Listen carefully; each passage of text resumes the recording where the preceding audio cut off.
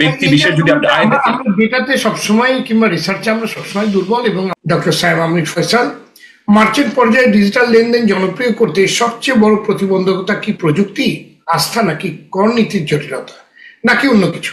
আপনার পর্যবেক্ষণ শুনতে চাই। আমি মনে করি আপনি যে কথাগুলি বলেছেন, এবং আমি মনে করি যে আস্থার যে সংকটটা আমরা অতীতে দেখেছি, বিশেষ করে ই কমার্স খাতে একাধিক আমরা ই কমার্স প্রতিষ্ঠান আমরা দেখেছি যে বাংলাদেশের মানুষের সাথে সরাসরি পঞ্জি স্কিমের মাধ্যমে হাজার হাজার কোটি টাকা আমরা দেখেছি সরাসরি জনগণের কাছ থেকে কিন্তু লোপাট করে কিন্তু উধাও হয়ে গিয়েছে।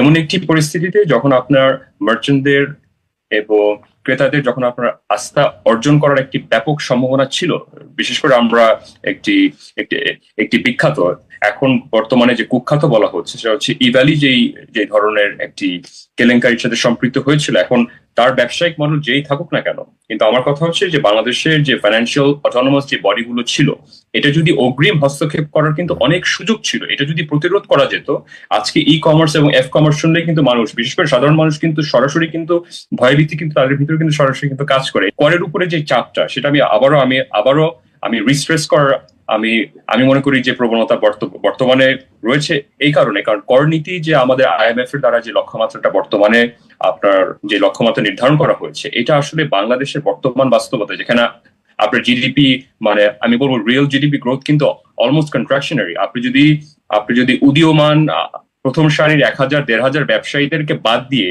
যদি বাংলাদেশের জিডিপি পার ক্যাপিটাল গ্রোথ রেট যদি আপনি একটা নির্মাণ করেন, it is almost negative growth rate. বিশেষ করে প্রত্যন্ত অঞ্চলের মানুষ, প্রান্তিক জনগোষ্ঠী যে কিন্তু আমি ব্যক্তিগতভাবে দেখেছি, আমাদের পর্যালোচনায় আমরা ব্যক্তিগতভাবে দেখেছি, আমাদের গবেষণা আমরা সরাসরি দেখেছি যে আমরা কিন্তু রিভার্স গ্রোথ ট্র্যাজেক্টরি কিন্তু বর্তমানে আমরা দেখতে পাচ্ছি। এর উপরে আপনার 9%, 10%, 11%, অনেক বছরে যেটা আনরেকর্ডেড হলো বাই বিবিএস, তারপর কিন্তু 15% পর্যন্ত কিন্তু আমরা রেকর্ডেড ইনফ্লেশন আমরা দেখেছি অনেকগুলো পণ্যের উপরে।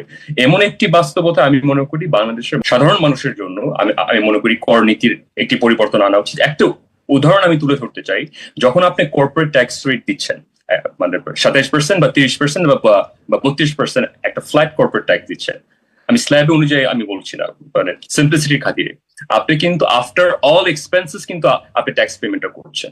কিন্তু একজন চাকরিজীবী, সে কিন্তু আপনার ট্যাক্স দিতে হচ্ছে তার একদম লামসাম ইনকামের উপরে।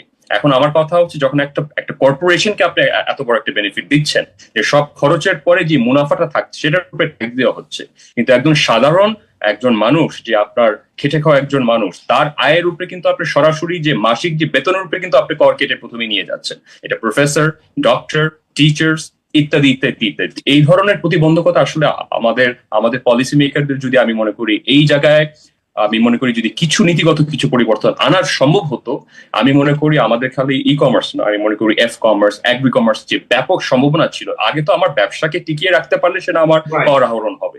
ব্যবসায়ী যদি মৃত ঘোষণা করে দেওয়া হয়, আপনি সেখান থেকে তো আপনি কর আদায় করতে পারবেন না। তো আমি মনে করি আমাদের সরকারের ভবিষ্যতে যে নির্বাচিত সরকার, বর্তমানে অন্তর্বর্তীকালীন সরকার, এই জায়গাটা আমি মনে করি নীতিগত কিছু পরিবর্তন আনা উচিত। এবং অর্থের বন্টন যদি আমরা বাংলাদেশের মানুষের, যেটা আমাদের সম্মানিত সমালোচক যে কথাটি বললো, বাংলাদেশে এখন পর্যন্ত যে স্মার্টফোন অ্যাডাপশন, যেটা অন্যান্য দেশের তুলনায় কিন্তু অনেক কম, অনেক কম। এবং অধিকাংশ মানুষ যাদের স্মার্টফোন আছে তারা কিন্তু আসলে সঠিকভাবে কিন্তু অনেক সময় কিন্তু ব্যবহার করতে পারছে না। তো কনসেন্ট্রেশনটা আমরা দেখতে পাচ্ছি যে মেট্রোপলিটন এরিয়াগুলোতে কনসেন্ট্রেশন গুলো একটু বেশি দেখতে পাচ্ছি, বিশেষ করে 12টা মহানগরের ভিতরে বেশি কনসেন্ট্রেশন আছে, কিন্তু একদম প্রান্তিক জনগোষ্ঠী আসলে সরাসরি কিন্তু বাটন ফোনই কিন্তু ব্যবহার করছে। তো এই ট্রানজিশনের জন্য আপনি যদি ইনকাম থ্রেশহোল্ডটা যদি আপনি বৃদ্ধি করতে না পারেন, আমাদের মাথা পিছু হয় আমরা বলে রাখছি যে $2800, এটা তো একদমই অবাস্তব। কেউ বলতে পারবে না যে মাসে প্রতিটি মানুষ বাংলাদেশে, আপনি যদি কুড়িগ্রামে যান, লালমনিরহাটে যান, আপনার ঠাকুরগাঁতে, যদি একদম প্রান্তিক জনগোষ্ঠীকে প্রতিটা হাউস হোল্ডে যে ব্যক্তি বিশেষ যদি আপনি আয় দেখেন, ডেটাতে সবসময় কিংবা রিসার্চে আমরা সবসময় দুর্বল, এবং আমাদের এই তথ্যগত প্রচুর প্রায় অবাস্তব। আমি মনে করি আমরা বিভিন্ন জায়গায় মার খাচ্ছি এবং বিভিন্ন জায়গায় আমরা সঠিক তথ্য পাচ্ছি, এবং তথ্য উপাত্ত গড়মিলের কারণে বলতে পারি আপনি তথ্য উপাত্ত গড়মিলের কারণে কিন্তু আপনার নীতিগত সিদ্ধান্ত নিতে কিন্তু আপনি বারবার ভুল করছেন। এবার অন্তত পক্ষে আমাদের দেশের জনসংখ্যা কত সেটা এখনো কিন্তু আমরা জানি না। সত্যি কথা বলতে আমি নিঃসন্দেহে বলতে পারি যে এটা কেউ বুকে হাত দিয়ে বলতে পারবে না। আমাদের বাংলাদেশের অনেকগুলো সংস্থা আছে, সরকার বলেন, বেসরকারি সংস্থা, এক একজনের কাছ থেকে দেখবেন এক এক রকম উপত্য, এবং এটা আসলে আমাদের জাতির জন্য অত্যন্ত দুঃখজনক। ধন্যবাদ আপনাকে, আপনার কাছে সময় পেলে ধন্যবাদ। পরবর্তীতে আবার আসবো। জনাব